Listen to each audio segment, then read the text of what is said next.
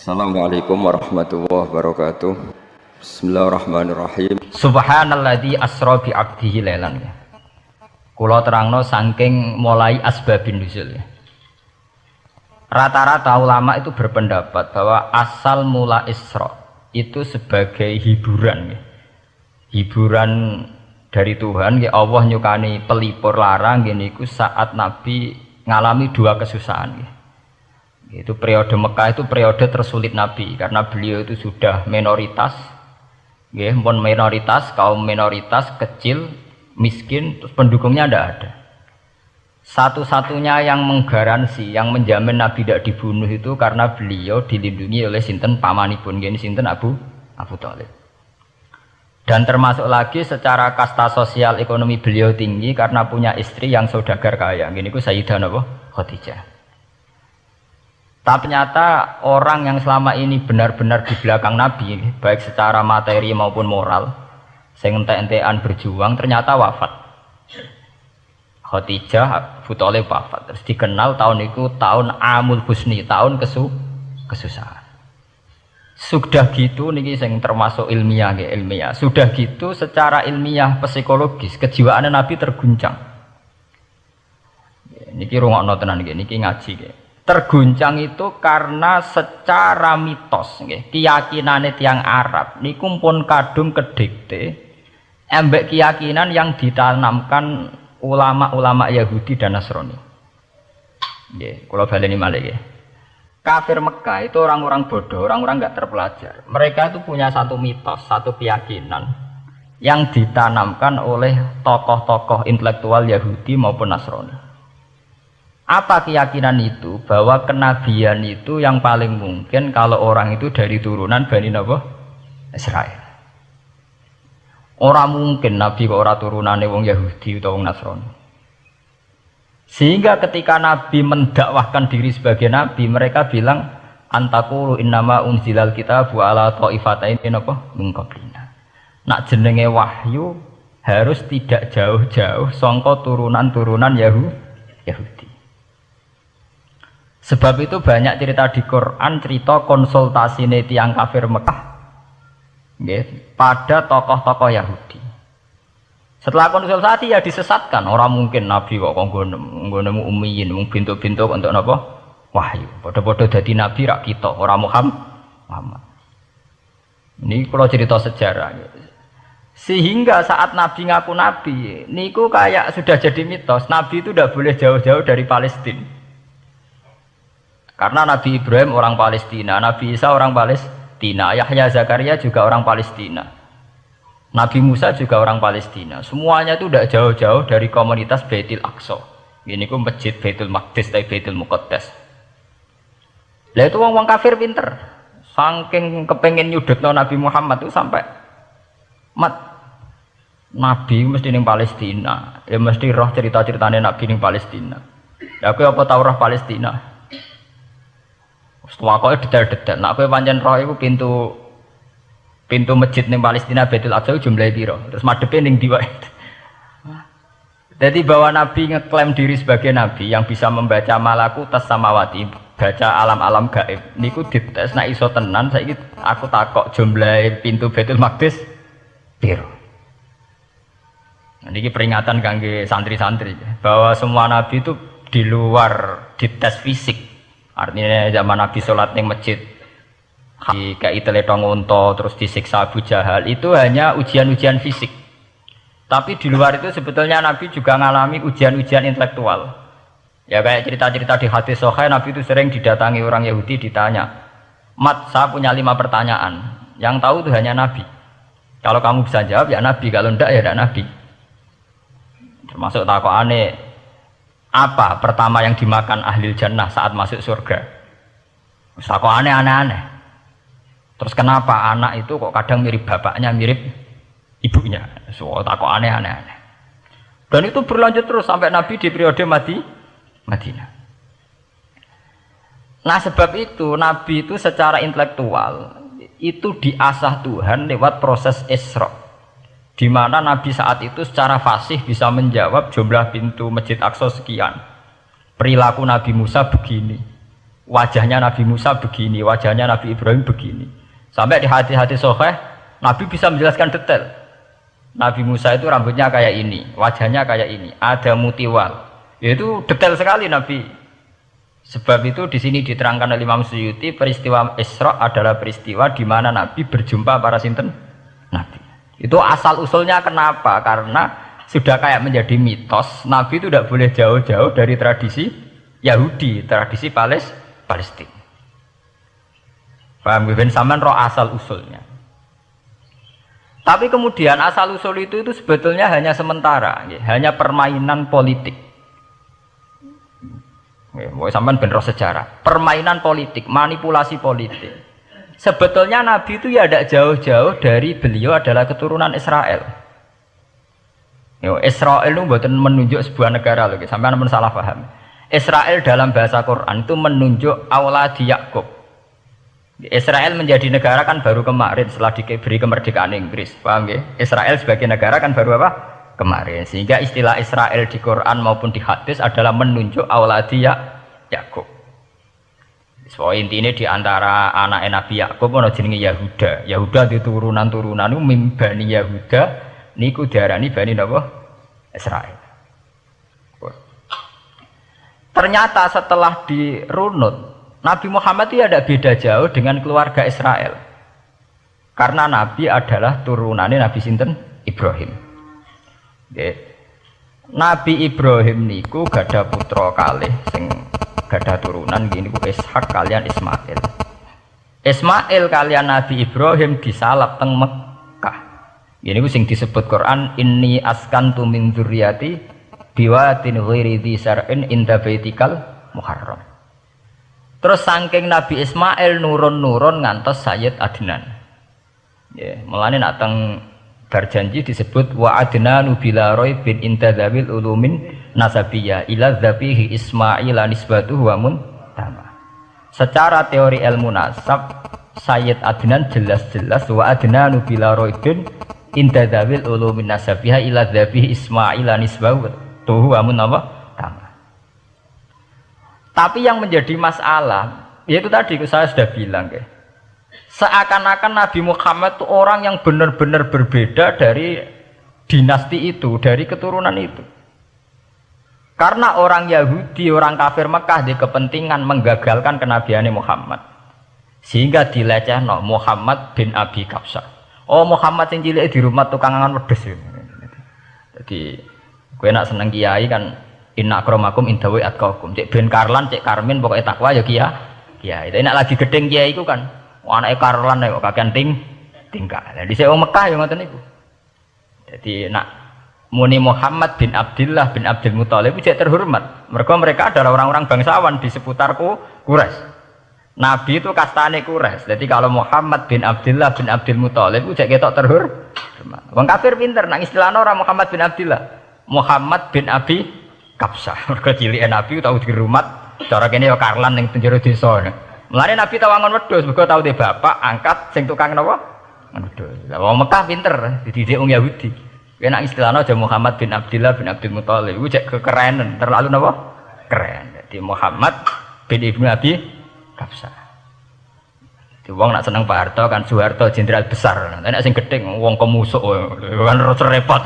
Oh, terus nyebut desa asli ini asal. Nek seneng bupati ya jadi bupati. Orang nomor 1 di Bojonegoro, nak gedeng golekno asal usule. Sing ngoten mun sunatullah mulai riyen sampai kiamat ya. Sunatullah ilati qad khalas napa? Min qabl. Walanta jadi sunnatil lain napa? Tabdila. Ya akan begitu. Nah sehingga peristiwa Isra itu satu peristiwa rohani ya. Selain peristiwa rohani nanti akan diwajibkan sholat, juga ada peristiwa intelektual, ada pengajaran intelektual. Bahwa semua nabi itu harus punya tradisi yang sama, punya karakter yang sama. Jika nabi dalam proses Isra itu dipertemukan dengan Nabi Ibrahim, Nabi Musa, nabi-nabi yang lain. Dan diskusi di situ juga ada diskusi-diskusi.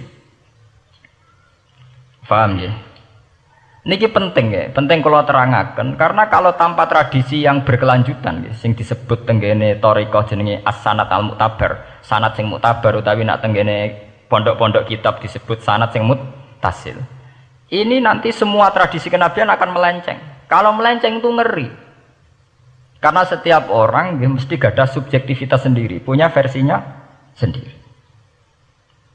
Sehingga semua nabi harus model istilah politik itu punya platform yang sama, punya karakter yang sama, punya model yang apa? Sama.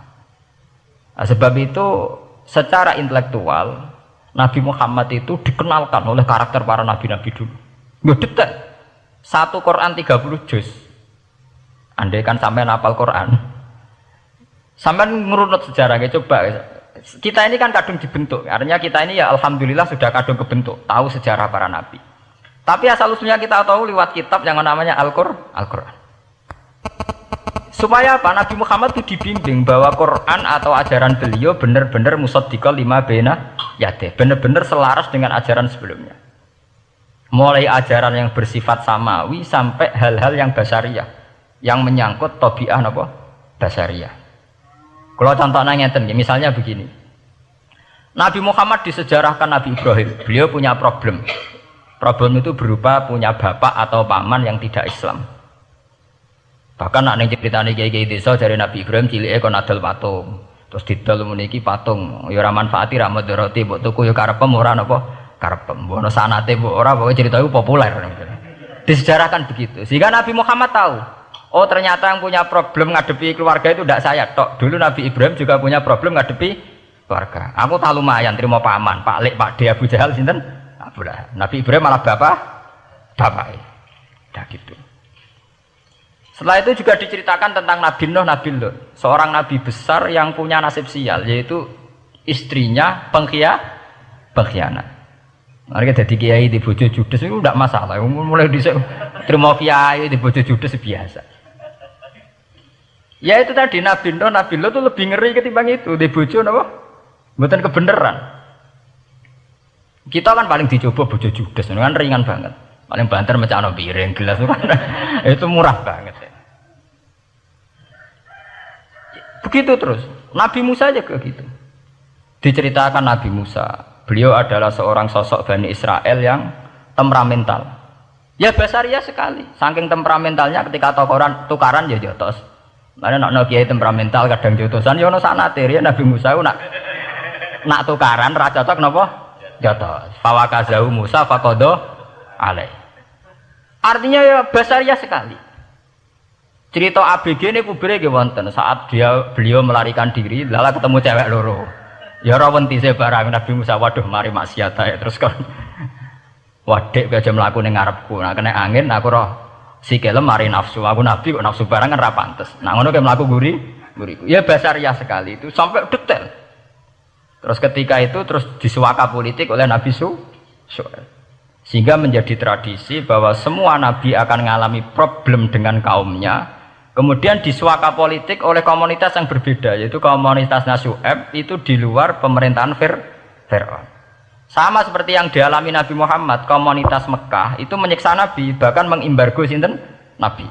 Semua aliran dana, aliran ekonomi, akses dana, akses makanan itu ditutup di Mekah.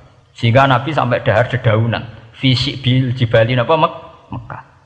Tapi beliau diselamatkan oleh sahabat Ansor yang terpisah dari komunitas Ahlu Mekah. Itu mirip ceritanya Nabi Musa yang diselamatkan Nabi Syuaib yang terpisah total dari komunitas Fir'aun. Ini penting kalau ulang kembali sehingga karakter-karakter kenabian itu tidak rubah. Karakternya sama. Sehingga setelah kita mengenali karakter para nabi, kita mudah sekali mengenali nabi palsu. Paham ya? Mulane kalau nabi palsu paling seneng musodek, ketara palsune. Lah sing repot sing ora ketara, mergo jenenge Ahmad. Ahmad Muhammad tak mirip.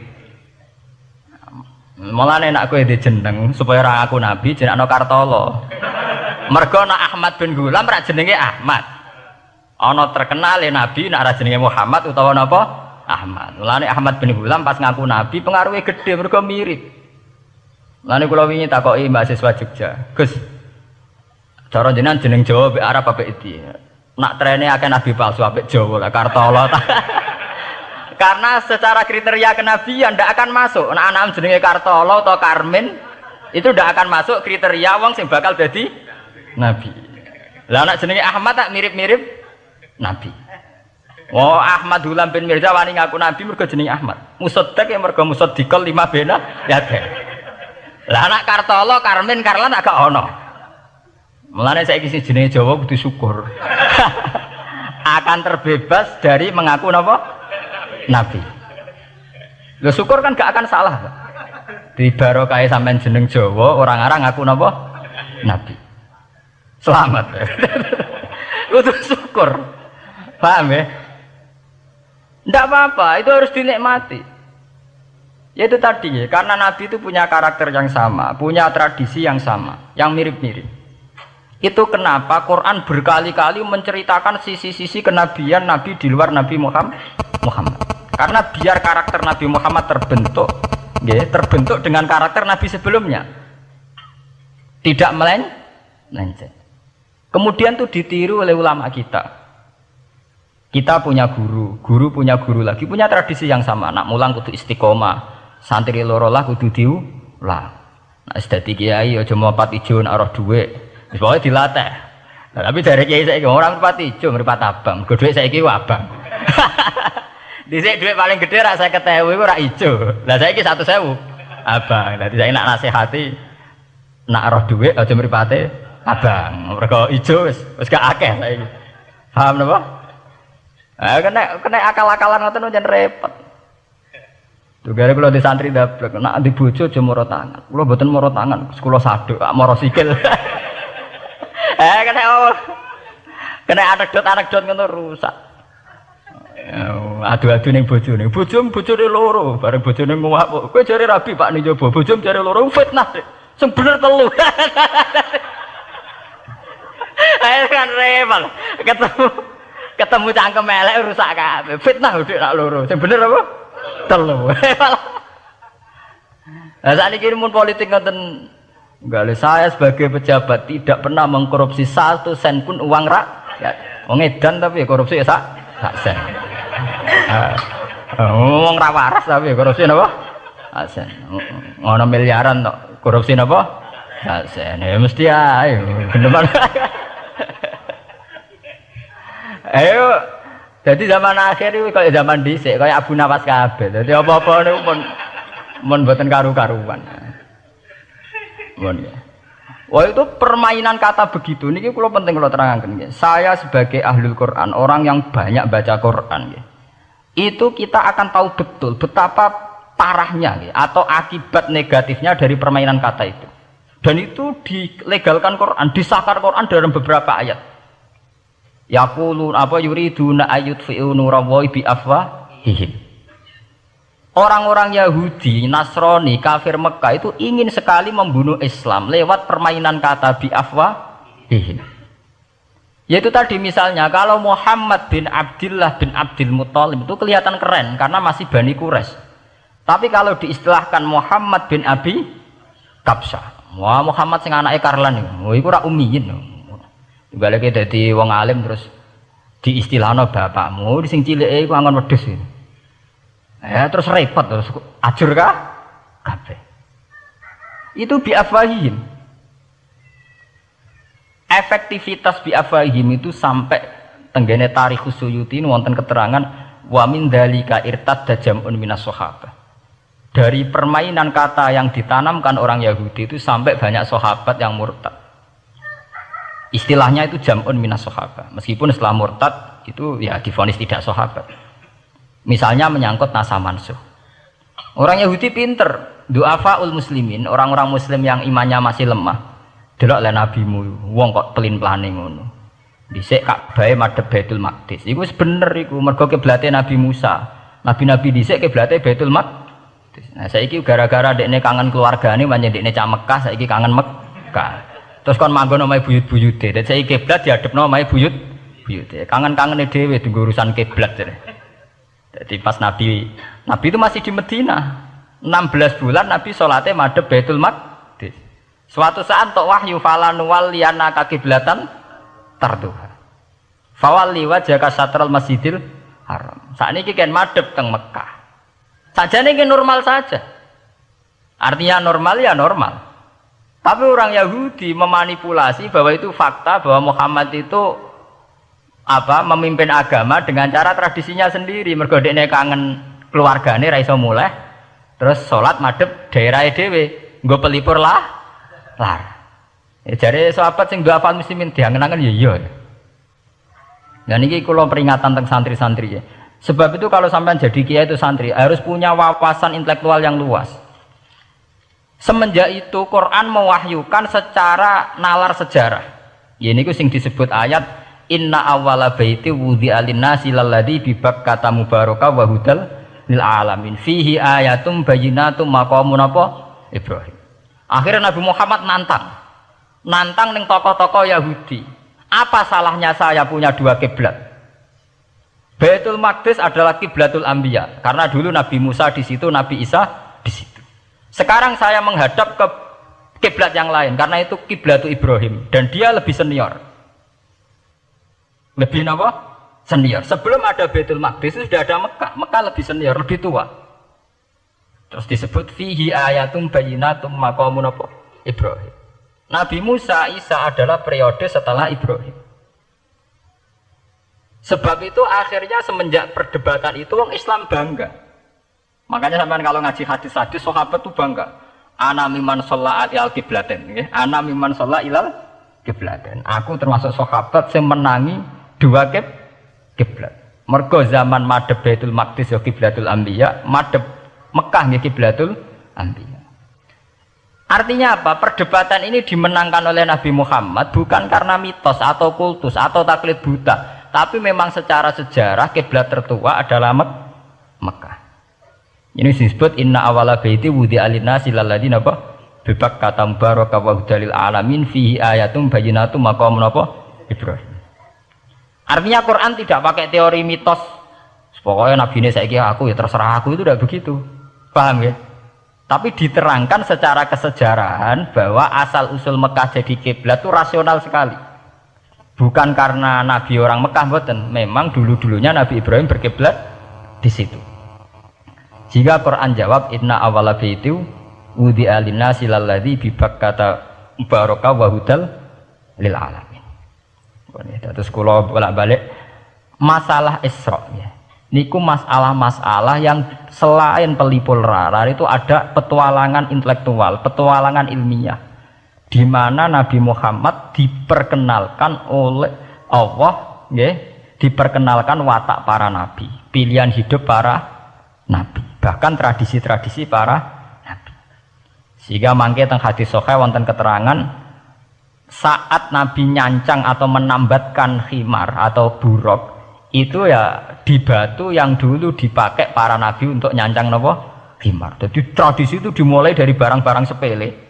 Carane nyancang buruk Nabi mirip sama dengan nabi-nabi yang dulu. Terus memulainya Mi'raj juga sama dengan nabi-nabi dulu. Bon niku sing secara ilmiah tarikhiyah. Sakniki sing menyangkut akidah firqah fil Islam. Nah niki kula terangno. Menurut ahli sunnah, orang yang mengingkari Isra itu kafir. Ya kafir, karena dzukira fil Quran. Ya. Isra itu dzukira fil Quran. Makanya tadi saya jarang sekali pakai bahasa Mi'raj. Ya, tapi nak teng Indonesia kadung menang merjep peristiwa Isra dan Mi'raj. Pokoknya bahasa kadung salah, kadung menangan ya menangan. Kadung istilah Isra dan Mi'raj. Sebetulnya yang disepakati ulama itu hanya Isra. Artinya yang memungkiri Isra itu kafir karena dzikra fil Quran. Lah kemudian Mi'raj menurut keyakinan ahli sunnah itu terjadi. Setelah terjadi itu masalahnya biruhi wa jasadihi jami'an ma'an atau biruhi faqat. Nah, kemudian menjadi firqah-firqah yang macam-macam. Ada yang meyakini biruhi wa jasadi, ada yang meyakini biruhi faqat. Sampeyan kalau ngaji Al-Kawakibul Lama'ah karangannya Mbah Fadl atau kitab-kitab panduan ahli sunnah yang disahkan oleh NU. NU dulu pas musyawarah besar di Jemang yang dipakai panduan itu dulu yang disahkan itu Al-Kawakibul Lama'ah yang dikarang Mbah Fadl. Itu memang kita termasuk ngikuti yang biruhi wajah sedi. Tapi sebetulnya dalam kelompok yang biruhi fakot itu ada orang keren di dalam dunia ilmiah. Ini termasuk Aisyah meyakini biruhi fakot. Ya, tapi itu sudah masalah-masalah kemudian berkembang menjadi di luar masalah firqah, terus menjadi masalah said, masalah pengetahuan. Kalau masalah pengetahuan tentu kita ini terus masalah kan, artinya masalah itu kalau iman diukur dengan akal ya kadang tidak sambung. Wah itu mokal, orang dengan kecepatan sekian pasti hancur. Dan agama ukur dengan akal terus ya repot. Wong dipendem sudah dibualung ya dibualung, dibakas tangi barang. Jadi sing disoal ora mek rotok kabeh napa? Disoal. Manjen masalah manusia itu masalah-masalah sing ya begitu. Oke. Mpun niku mboten penting. Nah, itu terus kemudian menjadi firqah. Terus kemudian ada hadis-hadis yang menerangkan proses Nabi dialek dengan para nabi. Kayak ketemu Nabi Musa, Nabi Ibrahim, terus Nabi Idris, Nabi Isa, Nabi Musa. Itu terus diterangkan di hadis-hadis sahih. Ini kalau balik tentang keterangan wau, sebetulnya pertemuan-pertemuan ini itu dimaksudkan Nabi biar punya tradisi yang sama dengan nabi-nabi sebelumnya. Karena ini penting ya. Sama nek sira rasane dadi kiai. Niku krasa banget. Misalnya kita ya. Kita akan dididik ala pesantren misalnya. Kita punya kiai-kiai yang punya tradisi. Misalnya nak rawong nakal, wong minum astagfirullahaladzim, wong kok ngono kan gitu. Ya hanya begitu. Sehingga wis kaya identik angger kiai NU atau amalia NU iku rawani naboki wong sing nyabu. Ya rawani nyaduki wong sing lagi minum. Kemudian itu dianggap satu kekurangan atau apa, walhasil kemudian lahir kayak FPI, orang yang tidak menerima metode itu. Tapi sudah kayak ada janjian tuh begitu, kiai paling anti kemungkaran lah itu. Masa kiai paling kerengo sapa mbok terkenal kerengo. Mereka tidak punya catatan repot bahwa mereka pernah jotosi wong minum. Masih sing sering jotosi santri lah itu tetap rata wono terkenal jotosi napa? Wong sing mabuk, wong sing minum. Itu sudah kayak tradisi. Dulu zaman Basim Asari Jombang terkenal ijo be abang, sing wabang ya abangan tenan. Sing ijo. Tapi tidak ada catatan sejarah kiai jotosan be pemabuk. Ya memang kayak kita sudah punya tradisi nak roh kemungkaran itu menang kalah itu lewat proses bil hikmati wal mau'izatil hasanah. Kita ini kayak punya tradisi nak roh kemungkaran milih model Nabi wa mahdi qaumi fa innahum la ya'lam. Itu ya kayak ada janjian begitu. Meskipun kita sebagai orang alim ya tahu nahi mungkar itu wajib. Nahi mungkar itu begini-begini, tapi ya praktek kita tidak pernah begitu. Kalau di Timur Tengah kebalikan. Mana ada terima karuan wong nakal. Podo soleh beda aliran halal dibunuh. Sehingga wong Sunni yang ngalalo darai wong Syiah nggih ngalalo darai napa? Wong Sunni. Ya sudah kayak tradisi. Sampai nak maca kitab fikih khas Arab. Mau biasa muni wong ngene iku muhaddarun damu. Padahal ya wong soleh, wong Islam di mazhab apa ini disebut darun apa? Damu. Sehingga kita itu tadi, kita punya tradisi. Saya tuh kalau sedang tahajud, matehai para wali-wali songo atau apa, itu yang terpikir di saya itu hanya satu. Agama Islam itu lahir lewat Quran dan hadis. Tapi kemudian tahu-tahu tetap berimprovisasi, berkembang sesuai tokoh yang membawa. Sampai kalau melihat Islam di India dulu sampai perang besar-besaran, kemudian zaman Abul A'la Al-Maududi, zaman periode Muhammad Iqbal, sampai India pecah, kemudian jadi Pakistan yang bernegara apa? Islam, karena banyak konseptor Islam yang tidak setuju negara sekuler. Akhirnya mereka misah jadi negara Islam Pakistan. Kemudian Timur Tengah juga begitu. Karena Timur Tengah sudah Islam semua, masalahnya itu diislamkan ala Sunni atau ala Syiah. Iran menjelma sebagai aliran Syiah. Yang Sunni dianggap sesat, halal darai. Irak zaman Saddam Hussein pemerintahan Sunni. Sing Syiah dibantai, sehingga wong Kurdi do mati. Era Saddam keok gentenan Saddam sing di bantai. Makanya kalau saya ngaji di Jogja, seminar di Jogja bilang, kita ini harus bersyukur. Kita ini punya tradisi konflik yang terbaik di dunia. Enggak, kita ini punya tradisi konflik yang terbaik di dunia. Sampai nak Isra Ikhwanil Muslimin teng Mesir, Badan Intelijen Nasional atau Badan Stabilitas Nasional, Bakor Setanas itu harus terima kasih sama tradisi tokoh-tokoh Islam di Indonesia. Lepas dari kita setuju tidak setuju itu terserah. Tapi kita punya tradisi konflik yang paling baik di dunia. Kurang bencinya Gus Dur sama FPI atau FPI sama Gus Dur. Paling mereka ya adu statement di depan wartawan. Itu bagus sekali. Cara nang ngarep wis tembak-tembakan. Kita punya sejarah. Secara pesantren saya itu punya sejarah panjang. Zaman Mbah Imam beda dengan Mbah Zubair, zaman Kiai Memun beda dengan Kiai yang lain. Paling adu statement saat ada tamu itu paling bagus. Kita punya tradisi konflik paling bagus di dunia. Kayak apa mangkalnya orang NU saat Gus Dur diimpis, dipecat. Tapi habis itu ya sering seminar ketemu Amin Rais. Ya mereka adu polemik, ini tidak konstitusional, ini apa. Gus Dur nggak jurus dekret. Sing sitok nggak jurus sidang istimewa. Nah, kurang serem sidang istimewa dilawan sidang luar biasa. Pokoknya agak istilah sing serem-serem.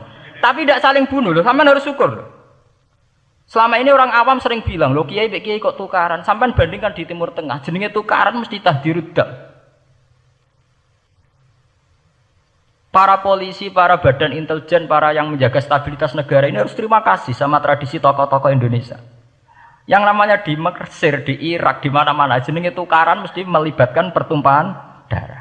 Saat Arab Saudi jadi Wahabi itu besar-besaran pembunuhan apa pengusiran orang-orang Sunni. Tapi di Indonesia enggak, di anarkis. Paling itu tadi adu polemik. MLB dilawan MLB itu masih keren sekali, tidak apa-apa. Itu lebih baik ketimbang adu jotos atau adu hizib lah. Itu masih bagus. Nenda ini sampean biar paham, biar syukur jadi bangsa Indonesia. Kita punya tradisi konflik yang baik. Sama nak setelah peristiwa teng Irak, ya, teng Sudan, teng Khartoum, teng Darfur, itu kan orang Islam semua. Gara-gara beda madzhab saling bunuh. Di Mesir ya gitu, Ikhwanul Muslimin dengan pemerintah dan sebagainya. Hatta saya sebesar Sayyid Qutb, sing tokoh populer mohon kak budutnya boten jelas. Di Indonesia bagus sekali. Kita menangi zaman secara sejarah, ya. Kita menangi bedanya dulu Ahmad Hasan dengan tokoh-tokoh NU. Kulo nu menangi secara sejarah sering baca. Terus zaman anyar-anyaran NU asas tunggal, bedanya Gus Dur dengan Kiai As'ad.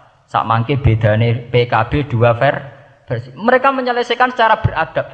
Lewat pengadilan, kok pengadilan kalah lewat MA, ya beradab sekali. Kita harus bersyukur. Dibanding penyelesaian konflik kayak di Irak, kemudian ngundang Amerika, akhirnya sekarang kacau baru. Di Timor Leste yang latihan bikin Ramos Hurtado disuduk. Indonesia paling banter ngobong fotonya SBC. Ya masih terhormat, masih artinya masih beretika. Kita harus syukur punya bangsa yang beradab. Wong ras tujuan antar kiai ya rasan-rasanan. Kiai kok ngono, sing tok kiai kok ngono. Engko sing kiai tengah-tengah ayo ana sing ngono, ana sing ngene dadi. Sing ra melok-melok biasanya terus milih amane, ya ana sing ngono, ana sing ngene. Jadi artinya kita yang baik. Saya itu berkali-kali ngaji ya. Sampean kalau sering baca Quran dan menghayati, artinya ora maca Quran pelang-pelang ora karepe, menghayati. Saya itu sekarang sesadar-sadarnya, saya masih belajar. Ini jamaah sini harus tahu. Saya hingga detik ini masih belajar. Entah itu lewat belajar baca Jalalain atau belajar merenung maupun belajar lewat yang lain. Quran itu dulu ya sering nyebut begitu itu saya tidak paham. Sekarang itu saya paham, tambah paham. Misalnya di juz 4 ada istilah ikhwanan. Orang mukmin disuruh ingat peristiwa-peristiwa yang dulu saling kuntum a'daan fa'allafa baina qulubikum fa'asbahtum bi ni'matihi napa ikhwana. Dulu kamu bermusuh-musuhan yaitu antara kelompok Aus dan Khazraj. Gara-gara barokatul Islam sekarang kamu menjadi ikhwana. Menjadi bersaudara. Sampean kalau melihat TV merunut konflik di Irak, sering ada bom bunuh diri, itu kan ada asal usulnya. Memang sekarang orang menimpakan kesalahan itu pada pasukan multinasional yang dipimpin Amerika dan Inggris. Tapi sebetulnya ada usul-usulnya. Sampai Amerika bisa masuk karena orang Irak tidak ikhwan. Tidak apa? Yaitu ada Syiah, ada Sunni, mereka saling menikam, saling bunuh. Sehingga karena ada ikhwanan ini pihak ketiga masuk, yaitu tentara multinasional. Makanya saat di Jogja ditanya, cara jenengan sebuti menyangkut Ahmadiyah, menyangkut konflik di Jakarta, saya bilang sekarang setiap orang bikin forum apa forum, ya itu baik kalau niatnya baik-baik. Tapi andaikan saya ditanya Tuhan nanti, hak kowe iku kelompok apa? Pokoknya anggar NU atau Muhammadiyah ajak mayoritas, kamu milih salah sitok itu. Bukan karena saya oportunis milih yang besar, itu lebih baik, lebih maslahat. Karena kalau setiap orang merasa benar bikin kelompok sendiri akan menjadi kelompok banyak. Dan saat menjadi kelompok banyak, tentu konflik lebih tidak terpola. Tidak apa? Terpola. Umpama Hasim tukaran mbek Din Samsudin itu terpola. Tapi nek anggar wong ngrasa duwe ketua dhewe tidak terpola. Bagaimanapun ikhwanan itu harus disyukuri. Nggih, dalam kondisi berteman. Sebab itu Nabi sering ngendikan ilzamu jamaahirul muslimin wa man sadza sadzafin. Mbok kamu itu ikut kelompok mayoritas saja. Jamaahirul muslimin cara bahasa netralnya mbok ya kamu itu ikut kelompok mayoritas saja. Karena kalau orang merasa benar kemudian bikin kelompok sendiri itu tidak ada selesainya. Lah aku lah cara nuruti GR sebagai kelompok dhewe. Wong aku ya di umat, di pengaruh sing nyucup wis akeh.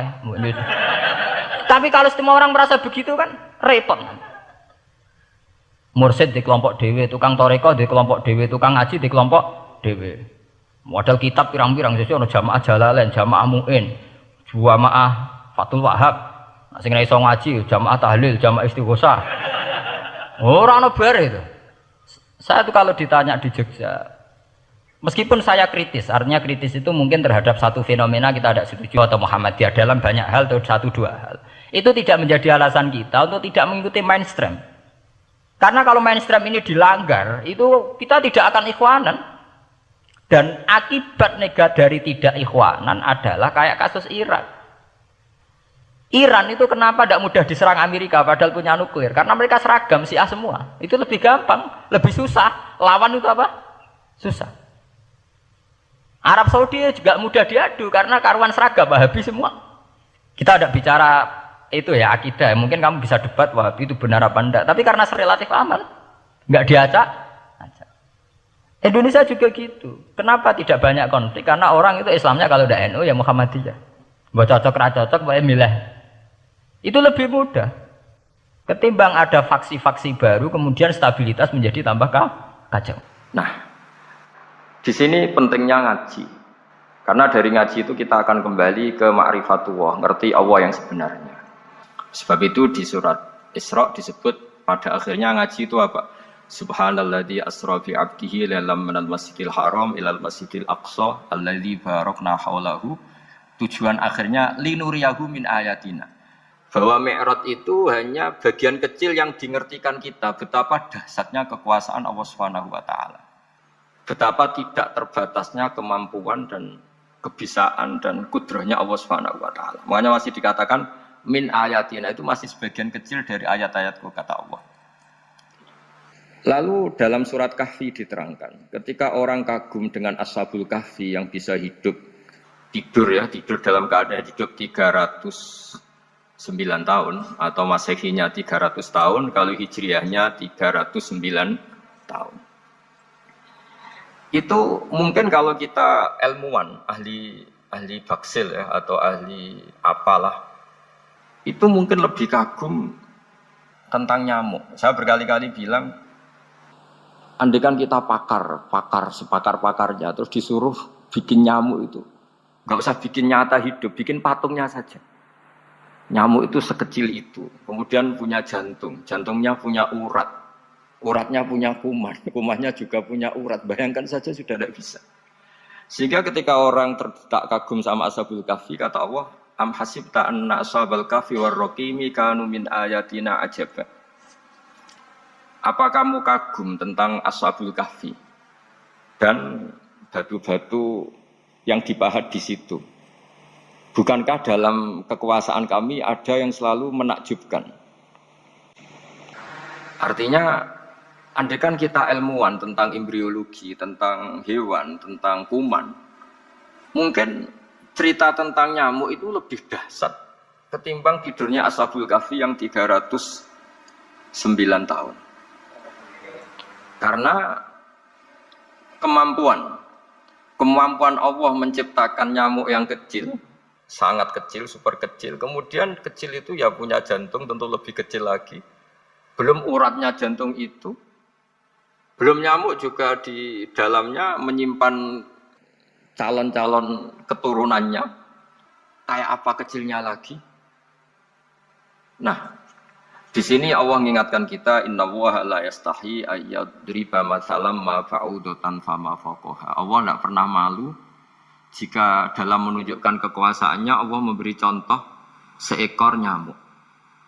Karena nyamuk ini andaikan kita, tadi saya ulang lagi, andaikan kita ilmuwan yang nekuni itu, strukturnya bisa melihat, bisa nyari pasangan hidupnya, dan bisa hamil, bisa melahirkan, atau bisa menelur, dan sebagainya, dan sebagainya.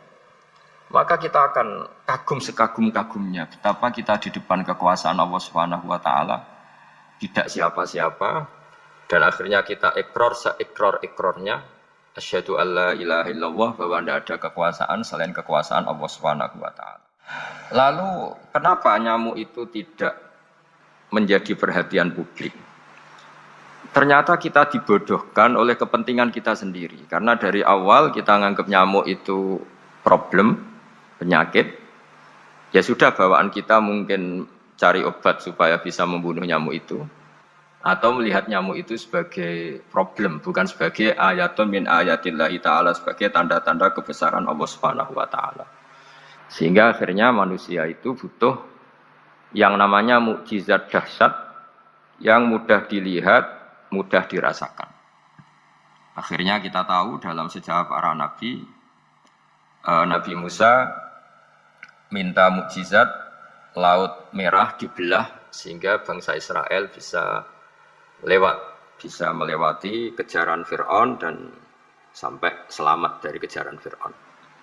Nabi Soleh umatnya minta keajaiban yaitu onta keluar dari batu besar dan Nabi Soleh menuruti, akhirnya ada onta yang keluar dari batu besar. Begitu juga nabi-nabi sebelum itu atau setelah itu selalu ada mukjizat yang memang manusia tidak mampu. Nah, kata tidak mampu ini yang semua umat para nabi tidak akan seunggul umat Nabi Muhammad SAW. Karena kita sebagai umat Rasulullah SAW untuk merasa tidak mampu itu tidak harus hal-hal seperti membelah laut. Tidak harus hal-hal seperti onta keluar dari batu. Tidak harus hal-hal yang dahsyat kayak tongkat Nabi Musa menjadi ular besar yang menelan semua sihir-sihirnya Fir'aun. Kita sebagai umatnya Nabi selalu tiap hari bilang innallaha ala kulli syai'in qadir, hanya Allah yang mampu. Allah mampu atas segala hal. Melihat nyamuk kita iman, melihat hal-hal kecil. Karena kita ketika melihat nyamuk itu mesti kita itu kok hebat nyamuk tanpa rapat. Tanpa ada gaji dari Kemenku bisa populasinya dijaga. Padahal musuhnya banyak. Musuhnya nyamuk itu umat manusia yang katanya makhluk paling cerdas di dunia. Tapi tidak juga bisa menghabisi nyamuk. Mungkin mereka juga rapat terus untuk menjaga ketahanan populasinya. Jadi, andaikan kita pakai ayat tadi, innallaha la yastahi ayyadriba masalam ma ba'udah. Allah itu tidak pernah malu. Untuk menunjukkan kekuasaannya cukup misalnya kita belajar tentang nyamuk. Sudah sekecil itu punya mata, matanya punya saraf, punya urat. Terus sekecil apa? Sudah gitu nyamuk sendiri punya kuman. Kalau nyamuk sendiri kecil terus kumannya sekecil apa? Terus organ tubuhnya seberapa? Ini sudah kedahsyatan yang luar biasa yang menjadikan kita iman. Innallaha ala kulli syai'in qadir. Allah sendiri yang maha kuasa. Sehingga kembali ke tadi, peristiwa Mi'raj yang super dahsyat pun kata Allah masih dikatakan linuriyahu min ayatina. Hanya untuk menunjukkan sebagian dari ayat-ayatku, bukan mewakili semua ayat-ayat kekuasaan Allah Ta'ala. Tapi sebagian, min itu tab'id sebagian. Lalu sebelum kita jauh belajar, kita sendiri juga, saya sendiri masih belajar. Kehebatan Rasulullah SAW, Nabi akhir zaman, kenapa hebat?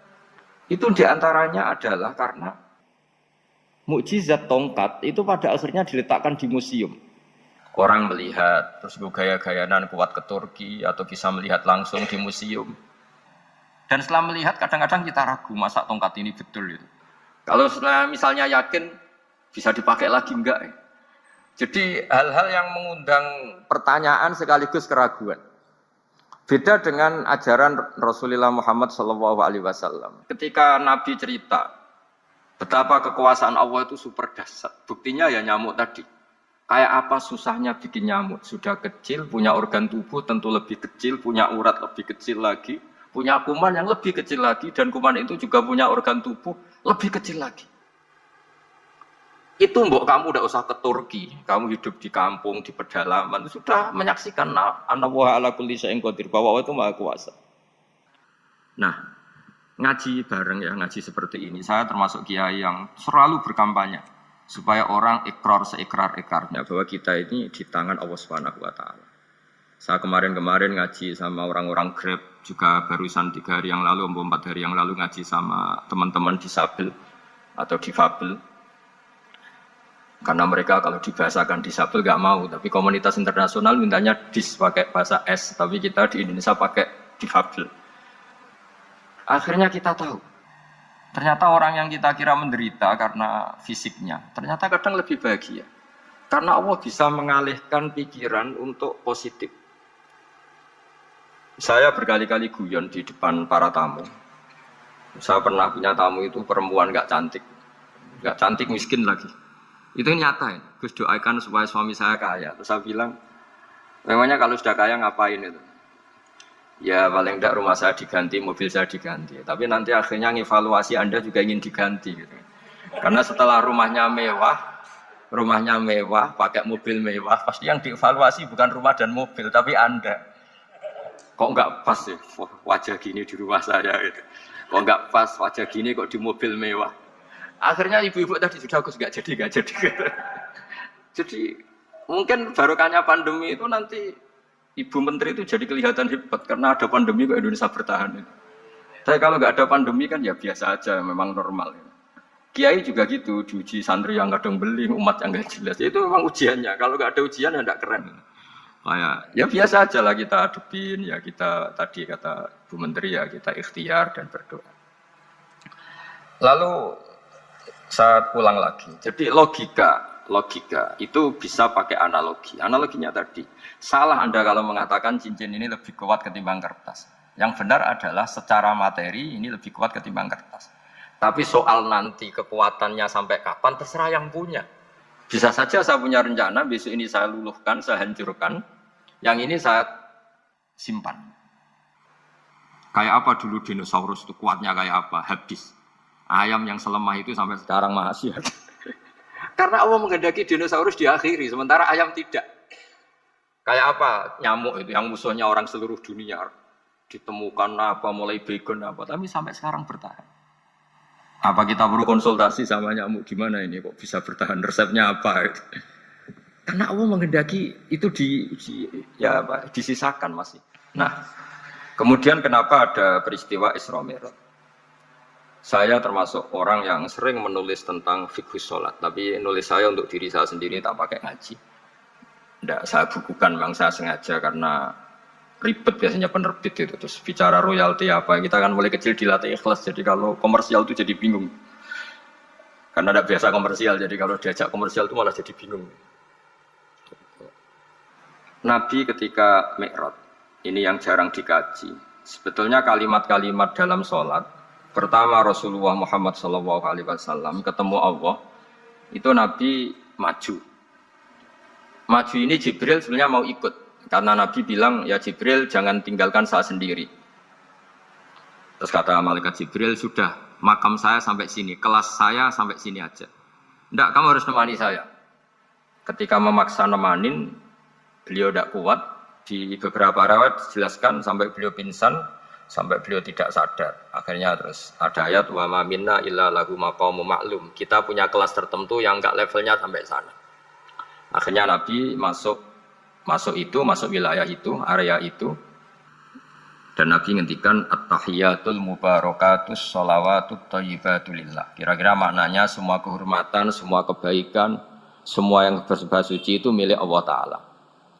Lalu Allah menjawab, Assalamu alayka ayyuhan nabiyyu wa rahmatullahi wa barakatuh. Bahwa kamu Muhammad mendapat salam dari saya, mendapat semua kehormatan, semua keselamatan.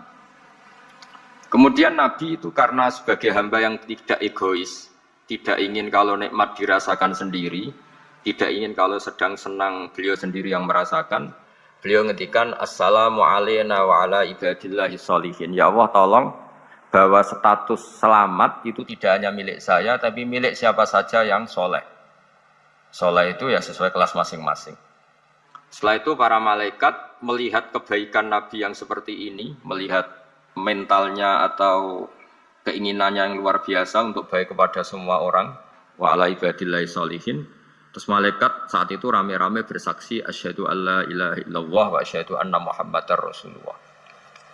Catatannya apa di sini? Bahwa ternyata kesaksian tentang syahadat itu dimulai rasa tidak egois. Merasa bahwa rahmat ini harus dirasakan semua orang. Wa ma arsalnaka illa rahmatan lil alamin. Jadi rahmat ini harus dirasakan banyak orang. Kita tahu misalnya Islam melarang narkoba misalnya. Memang narkoba itu mengganggu. Hampir semua kecelakaan rata-rata faktor supir itu narkoba. Begitu juga pembunuhan yang sadis, rata-rata efek dari pengaruh narkoba. Sehingga Islam keras sekali tentang narkoba. Dan alhamdulillah di Indonesia ditangani BNN yang sangat serius melawan narkoba. Nah, keputusan Islam melarang narkoba itu keputusan yang luar biasa, yang menjadi berkah bagi semua. Begitu juga keputusan Islam tentang melarang zina, melarang perbudakan, melarang penipuan. Dan Islam mendukung misalnya gerakan nikah, gerakan adil, gerakan keseimbangan dan kemanusiaan. Sehingga agama ini akan dinikmati siapa saja karena ajarannya. Lalu agama ini bisa nikmat, itu solusinya gampang menurut Rasulullah, yaitu sholat. Nabi itu kalau pusing menghadapi banyak hal, yaitu mesti keluar masuk, terus tanya sama istrinya, kapan waktunya sholat? Kapan Bilal datang? Dulu kalau mau waktu sholat, Bilal datang, ngetok pintu Nabi, ya Rasulullah sekarang waktunya sholat. Itu Nabi membahasakan sholat itu unik, ini tentang Mi'raj ya, karena hasilnya ya sholat tadi. Arikhna ya Bilal. Arikhna itu tolonglah bikin nyaman saya dengan sholat. Sebelum kita belajar sholat secara serius, gampang. Kalau kita misalnya menteri, atau kita ajudan, atau kita apa.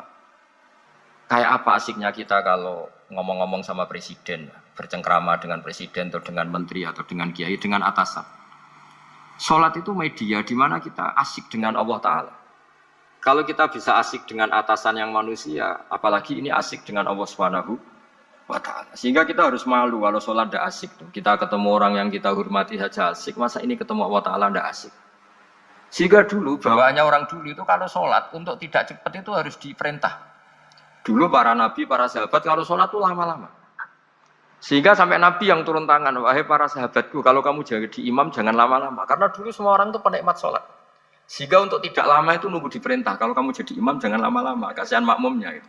Nah sekarang alhamdulillah tanpa dilarang sudah cepat semua. Ini sudah ada kemajuan, ini sudah maju sekali. Ini nggak usah dilarang sudah cepat. Dulu itu saking asiknya orang sholat. Untuk supaya agak cepat itu harus ada perintah dari Nabi. Kalau kamu jadi imam jangan lama-lama. Nah kita kalau sedang pas baiklah, pas waras lah kira-kira gitu. Kalau bahasa orang Pantura, saya ini orang Pantura. Jadi kalau ngomong lebih keras, lebih vulgar. Normalnya orang sholat itu tidak bisa ngakhiri. Normalnya, saya ulang lagi, normalnya orang sholat itu tidak bisa ngakhiri. Karena ketemu zat yang kita cintai. Kita kalau ketemu orang yang kita hormati, yang kita cintai, itu nggak bisa ngakhiri. Misalnya mungkin anak muda, contohnya ketemu pacar, tidak bisa ngakhiri. Kita kangen sama teman, jagung, tidak bisa ngakhiri, karena asik. Nah ini ketemu Allah yang dipuja-puja, dipuji-puji, kemudian cepat ingin ngakhiri. Jadi ini kita agak aneh. Makanya normalnya orang sholat itu tidak bisa ngakhiri. Dan itu normal. Sehingga dulu ketika Sayyidina Umar itu ditikam sama satu benda yang kayak pancing itu. Panah itu kan kayak pancing ya. Jadi kalau masuk cepat tapi nariknya susah. Karena ada grendelnya. Itu tiap ditarik sakit. Dan beliau bilang, nanti setelah saya sholat tarik. Beliau sholat, nyaman. Ditarik itu nggak gerak sama sekali. Karena dia sudah istighraq billah. Sudah nyaman dengan Allah sehingga ditarik itu nggak kerasa. Dulu di daerah sini masih keluarga kita semua. Ada seorang wali jadi imam masjid. Itu di PHK sama takmirnya. Karena ketika sujud dia asik terus lama sekali. Sampai 30 menit. Sampai santrinya bilang, mbah, sampun. Setelah itu rapat dihentikan. Ditanya, kenapa mbah sujud begitu? Saya tidak bisa mengakhiri orang nikmati sujud kemudian ingin berhenti. Nah, Sayyid Ali Zainal Abidin yang populer, cucunya Rasulullah SAW, anaknya Sayyid Husain, putranya Sayyid Husain. Itu bapak saya kalau cerita, beliau itu sebetulnya sholat itu hanya ingin 2 rakaat. Setelah sholat 2 rakaat, ya Allah sebagai hadiah nikmat saya sholat 2 rakaat karena asik dengan engkau, saya akan syukur lagi sholat 2 rakaat. Akhirnya ketika nikmati sholat, dia sholat lagi 2 rakaat sampai akhirnya 1000 rakaat. Itu tanpa rasa capek, karena merasa keasikan. Masa momen seasik ini kemudian saya tinggalkan ya Allah. Akhirnya sholat lagi. Sehingga ada seorang wali ditanya, kamu ingin masuk surga? Tanya, di surga ada sholat enggak? Enggak ada kan? Wah kalau enggak ada sholat saya enggak masuk surga. Terus dibilang, ya sholat aja. Terus dia mau masuk surga. Kalau kita akan kebalikan, kita ini masuk surga itu sebetulnya kita ngawur sekali. Ngawurnya adalah, hore masuk surga, enggak ada sholat lagi, enggak ada puasa lagi. Jadi ini kan, kita ini jadi makhluk yang aneh. Jadi kita ini masuk surga senang karena sudah ada kewajiban apa? Sholat. Jadi ini agak aneh. Sesuatu yang menjadikan kita masuk surga, tapi sesuatu yang kita benci setelah masuk surga. Asiklah di surga karena tidak ada sholat. Nah, apapun kondisi kita harus latihan. Harus latihan. Kita entah seberapa kadarnya ingin niru Rasulullah SAW ketika ngendikan wa qurratu aini fi sholat. Nyamanku, hatiku, tentram kalau saya pas sholat. Sehingga tadi sudah saya katakan tadi, dulu itu untuk menghentikan sholat itu susah. Sampai Rasulullah sendiri yang merintahkan, hei para imam kalau sholat jangan lama-lama. Kalau sekarang, andai kan Nabi hidup di zaman sekarang, pasti tidak ada pengumuman itu. Karena semuanya sudah cepat, ya. Malah super kilat itu. Ada yang terawih 20 rakaat hanya berapa? 8 menit dulu. Itu kan 7 menit itu. Nah kalau sampean tanya saya, kenapa sholat begitu asik? Itu tadi kita diajari analogi. Analogi itu ya kias. Jika kita bisa asik ngomong sama orang yang kita cintai, bisa orang tua, bisa anak, bisa cucu, itu rasanya mengakhiri itu nggak bisa. Karena bawaannya asik. Apalagi ini kita munajat, bercengkrama dengan zat yang kita butuhkan sebelum kita ada, sampai setelah kita ada, sampai setelah kita tidak ada. Kita semua akan hasbunallah wa ni'mal wakil. Sehingga dulu bawaannya orang dulu itu, saya cerita sedikit. Ada orang mau meninggal, namanya Umar bin Abdul Aziz, itu Khomisul Khulafa, orang terkenal akil. Ketika mau meninggal, senangnya bukan main. Ditanya, kenapa engkau senang? Memangnya kalau saya mati mau kemana? Ketika saya hidup dengan segala nikmat itu ya karena Allah Ta'ala. Saya nanti mati ke zat yang sama. Dikelola oleh zat yang sama, yaitu Ar-Rahman Rahim. Dulu saya disayangi Allah, paling setelah mati juga disayangi Allah. Karena yang jadi Tuhan setelah mati, Tuhan yang sama ketika di dunia, yaitu Rahman Rahim. Cerita legenda yang lebih dasar dari itu, masyhur itu Jalaluddin Ar-Rumi. Ketika dia mau meninggal, semua muridnya nangis, beliau marah. Kenapa kamu menangis? Ya karena guru mau meninggal.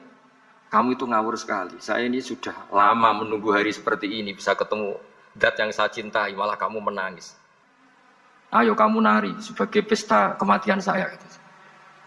Tapi ini nggak bisa ditiru ya, karena kalau kita niru, nggak usah dilarang juga nggak bisa niru kayak gitu. Cuma saya maklumatkan jangan ditiru, meskipun nggak usah dilarang juga nggak akan bisa niru. Sehingga orang-orang dulu itu bawaan kalau mau kabundut itu ya asik.